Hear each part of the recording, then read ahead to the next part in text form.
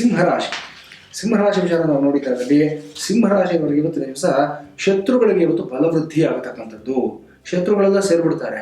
ಒಂಟೊಂಟಿಯಾಗಿ ನೀವು ಎದುರಿಸೋಕ್ಕಾಗಲ್ಲ ಅಂತ ಗೊತ್ತವರಿಗೆ 4 ಜನ ಸೇರ್ಕೊಂಡ್ಬಿಡ್ತಾರೆ. ಇವತ್ತು ನೀವು ಅಷ್ಟೇ ಸ್ವಲ್ಪ ಚಾಕಚಕ್ಯದಿಂದ ಎದುರಿಸಬೇಕು. ನೀವು ಒಂಟಿಯಾಗಿ ನಿಮ್ಮ ಬಲ ಕಡಿಮೆ ಇದೆ ಅಂತ ಗೊತ್ತಿದ್ದಾಗ ಅವ್ರನ್ನ ಹೋಗಿ ನಾನು ತಲೆ ಗಟ್ಟಿಯಾಗಿದೆ ಅಂತ ಹೇಳ್ಬಿಟ್ಟು ಕಲ್ಲುಗಡ್ಡೆಗೆ ಚಚ್ಕೊಳ್ತೀನಿ ಅನ್ನೋ ರೀತಿಯಲ್ಲಿ ಮಾಡಕ್ ಹೋಗ್ಬಾರ್ದು. ಎಚ್ಚರಿಕೆಯಿಂದ ಇರಿ. ಇನ್ನು ವಿಶೇಷವಾಗಿ ಇವತ್ತಿನ ದಿವಸ ಏನಂತಂದ್ರೆ ಸ್ವಲ್ಪ ಮಟ್ಟಿಗೆ ನಿಮ್ಮ ಸಂಗಾತಿಯ ಒಂದು ಮನಸ್ಸಿನ ಇಂಗಿತವನ್ನು ಅರ್ಥ ಮಾಡಿಕೊಂಡು ನಡಿಬೇಕಾಗಿರ್ತಕ್ಕಂಥ ದಿವಸ ಆಗಿರುತ್ತೆ.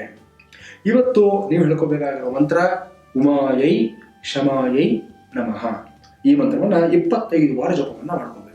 ಇವತ್ತಿನ ಪರಿಹಾರ ಸೂಕ್ತವಾದ ಪುರೋಹಿತರ ಕೈಯಲ್ಲಿ 3000 ಸಂಖ್ಯೆಯಲ್ಲಿ ಕಾರ್ತವೀರ್ಯಾರ್ಜುನ ಮಂತ್ರ ಅಂತ ಒಂದು ವಿಶೇಷವಾದ ಮಂತ್ರ ಇದೆ. ಈ ಮಂತ್ರವನ್ನು ಪಾರಾಯಣವನ್ನು ಮಾಡಿಸಿ ಒಂದು ಅದ್ಭುತ 21 ದಿನಗಳೊಳಗೆ ನಡೆಯತಕ್ಕಂಥದ್ದನ್ನ ನೀವು ಕಂಡುಕೊಳ್ತೀರಾ. ಇನ್ನು ಕನ್ಯಾ ರಾಶಿ ವಿಚಾರ ನೋಡಿದಲ್ಲಿ ಇವತ್ತು ದೇವಿಯ ಅನುಗ್ರಹ, ಕುಲದೇವತೆಯ ಅನುಗ್ರಹ ತುಂಬಾ ಚೆನ್ನಾಗಿದೆ. ಎಲ್ಲ ಕೆಲಸಗಳು ಯಶಸ್ವಿ ಆಗುತ್ತೆ. ಸ್ವಲ್ಪ ಆಸ್ಪತ್ರೆಗೋಸ್ಕರ ತಿರುಗಾಟ, ಯಾರದೋ ಒಂದು ಆರೋಗ್ಯದ ಸಮಸ್ಯೆ, ಅದಕ್ಕೋಸ್ಕರ ನೀವು ಪರದಾಟ ಮಾಡತಕ್ಕಂಥದ್ದು. ಒಂದಷ್ಟು ಜನ ಒನ್ ಸೈಡೆಡ್ ಲವರ್ಸ್ ಅಂತ ಇರ್ತಾರೆ. ಅಮರ ಪ್ರೇಮಿಗಳು 10 ವರ್ಷದಿಂದಾನು ಲವ್ ಮಾಡ್ತಾನೆ ಇರ್ತಾರೆ. ಹೇಳೋದಕ್ಕೆ ಹೋಗೋದಿಲ್ಲ. ಇವತ್ತು ಇಲ್ಲಿಂದ ಬರುತ್ತೋ ಉತ್ಸಾಹ ಆಗೋತಿಲ್ಲ. ಇವತ್ತು ನಿವೇದನೆ ಮಾಡ್ಕೋಬೇಕು ಅಂತ ಹೋಗ್ತೀರಾ, ಸಮಸ್ಯೆಗಳಾಗುತ್ತೆ. ಇವತ್ತು ಬೇಡ, ಮಂಗಳವಾರ ಬಿಟ್ಬಿಡಿ. 2 ದಿವಸ ಕಳೆದ ನಂತರ ಶುಭ ದಿವಸ ನೋಡಿ ಒಂದು ಪ್ರಸ್ತಾಪವನ್ನು ಮಾಡಿ ಒಳ್ಳೆಯದಾಗುತ್ತೆ. ಇವತ್ತು ನೀವು ಹೇಳ್ಕೋಬೇಕಾಗಿರ್ತಕ್ಕಂಥ ಮಂತ್ರ ಯಾವುದು ಅಂದ್ರೆ ಕಂಜಲೋಚನಾಯ ಕಾಮಜನಕಾಯ ನಮಃ. ಈ ಮಂತ್ರವನ್ನ 34 ಬಾರಿ ಜಪವನ್ನ ಮಾಡ್ಕೋಬೇಕು. ಇವತ್ತಿನ ಪರಿಹಾರ ಮುತ್ತುಗದ ಮರ, ಪಲಾಶ ವೃಕ್ಷ ಅಂತ ಹೇಳ್ತಾರೆ ಸಂಸ್ಕೃತದಲ್ಲಿ. ಇದಕ್ಕೆ ಪೂಜೆಯನ್ನು ಮಾಡಿ ದಂಪತಿ ಸಮೇತವಾಗಿ ಹೋಗ್ಬಿಟ್ಟು ಪೂಜೆಯನ್ನು ಮಾಡಿದ್ರೆ ಒಂದು ಇಡೀ ವೇದ ಅಧ್ಯಯನ ಮಾಡಿದಷ್ಟು ಪುಣ್ಯ ಫಲವನ್ನ ಪಡ್ಕೊಳ್ತೀರ. ಇನ್ನು ತುಲಾರಾಶಿ ವಿಚಾರ ನೋಡಿದ್ರೆ ಇವತ್ತು ನಿಮ್ಮ ನಿಗ್ರಹಕ್ಕೆ, ನಿಮ್ಮ ಜಾಣ್ಮೆಗೆ ಇವತ್ತು ಒಂದು ಸವಾಲಾಗಿರ್ತಕ್ಕಂಥ ದಿವಸ ಆಗಿರುತ್ತೆ. ಯಾವ ಮೊಮೆಂಟ್ ಅನ್ನು ಟೆಂಪರ್ ಕಳ್ಕೊಳ್ತೀರಾ ಅಂತ ಒಂದಷ್ಟು ಜನ ಕಾಯ್ತಾ ಇರ್ತಾರೆ. ಕಳ್ಕೊಂಡ್ರಿ ಅಂದ್ರೆ ನೀವು ಸೋತ್ರಿ ಅಂತ ಅರ್ಥ. ಹುಷಾರಾಗಿರಿ.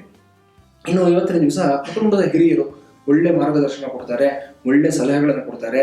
ಅದೆಲ್ಲವನ್ನು ಸ್ವೀಕಾರ ಮಾಡಿ ಶುಭವಾಗುತ್ತೆ. ಇವತ್ತು ನೀವು ಹೇಳ್ಕೋಬೇಕಾಗಿರೋ ಮಂತ್ರ ಅಪಸ್ಮಾರ ನಾಶಿನೇ ಅಮೃತಮಯಾಯ ನಮಃ. ಈ ಮಂತ್ರವನ್ನ 32 ಬಾರಿ ಜಪವನ್ನ ಮಾಡ್ಕೋಬೇಕು. ಇವತ್ತಿನ ಪರಿಹಾರ ಒಂದು ಅರಿಶಿಣದ ಕೊಂಬನ್ನು ತಗೊಂಡು ಗಂಧ ತೆಗೆಯುವ ರೀತಿಯಲ್ಲಿ ತೆಗೆದು ಬಿಟ್ಟು ಆ ತಿಲಕವನ್ನು ಹಣೆಯಲ್ಲಿ ಇಟ್ಕೊಳ್ಳಿ, ಶುಭವಾಗುತ್ತೆ. ಇನ್ನು ಧನುರಾಶಿನವರಿಗೆ ಇವತ್ತಿನ ದಿವಸ ಮೆದುಳಿನ ಸಮಸ್ಯೆ ಇರತಕ್ಕಂಥವ್ರು, ನರರೋಗದ ಸಮಸ್ಯೆ ಇರತಕ್ಕಂಥ ವ್ಯಕ್ತಿಗಳಿಗೆ ಸ್ವಲ್ಪ ಸುಧಾರಣೆ, ಸ್ವಲ್ಪ ಚೇತರಿಕೆ ಸಿಗತಕ್ಕಂಥ ದಿವಸ ಆಗಿರುತ್ತೆ. ಉನ್ನತ ವ್ಯಾಸಂಗದ ವಿದ್ಯಾರ್ಥಿಗಳಿಗೆ ಇವತ್ತು ಸಾಕಷ್ಟು ಅನುಕೂಲ ಆಗ್ತಕ್ಕಂಥ ಒಂದು ಸಾಧ್ಯತೆ ಕಾಣಿಸ್ತಾ ಇದೆ. ಚೆನ್ನಾಗಿದೆ. ಒಂದಷ್ಟು ಜನ ಬೆನ್ನ ಹಿಂದೆ ಆಡ್ಕೊಳ್ತಕ್ಕಂಥ ವ್ಯಕ್ತಿಗಳಿರ್ತಾರೆ. ಅವರೆಲ್ಲರನ್ನ ನಿರ್ಲಕ್ಷಿಸ್ಬಿಡ್ಬೇಕು. ಅವ್ರು ನಿಮ್ಗೆ ಹಿಂದೆ ಇದ್ದಾರೆ ಅಂತಂದ್ರೆ there is a reason for that. ನೀವು ಅವ್ರಿಗೆ ಮುಂದೆ ಇದ್ದೀರಾ ಅಂತಂದ್ರೆ ಅದಕ್ಕೂ ಒಂದು ಕಾರಣ ಇದೆ ಅನ್ನೋದು ಅರ್ಥ ಮಾಡ್ಕೊಂಡು ನೀವು ಮುಂದಕ್ಕೆ ಹೋಗಿ ಹಿಂದೆ ತಿರುಗಿ ನೋಡಬೇಡಿ. ಇನ್ನು ಇವತ್ತು ನೀವು ಹೇಳ್ಕೋಬೇಕಾಗಿರೋ ಮಂತ್ರ ಯಾವುದು ಅಂತಂದ್ರೆ ಮಂತ್ರರಾಜಾಯ ಭೀಷಣಾಯ ನಮಃ. ಈ ಮಂತ್ರವನ್ನ 39 ಬಾರಿ ಜಪವನ್ನ ಮಾಡ್ಕೋಬೇಕು.